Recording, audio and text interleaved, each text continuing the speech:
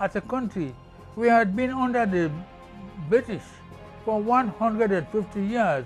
Many African countries like Nigeria, Ghana, Botswana, so you name a few, had all got their independence before Sierra Leone.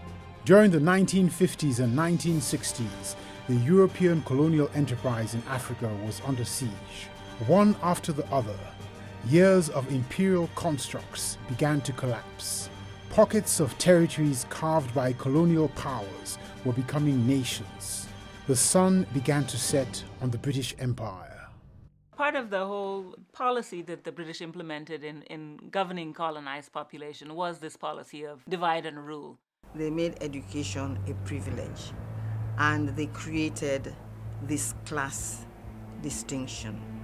They created this elite group, which was really not in the interest of the people. It was not in our own interest. The Sierra Leonean did not have much say in what education was to be like. There were very few secondary schools in the whole country.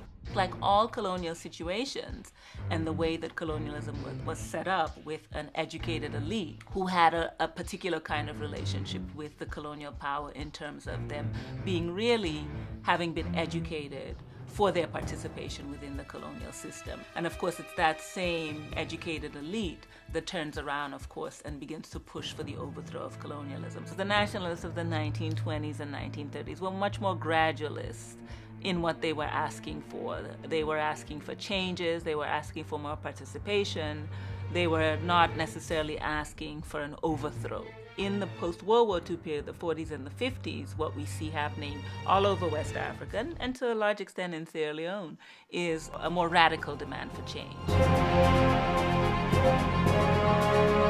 When I was lecturing at Fourbe College, Kwame Nkrumah came there, and I decided that I would fight for independence for Sierra Leone as he was fighting for independence, not only for Ghana but for the whole of Africa, but would do so without getting personally involved in politics. The colonial administration was reluctant, but Sierra Leoneans insisted on their right to autonomy and self-determination.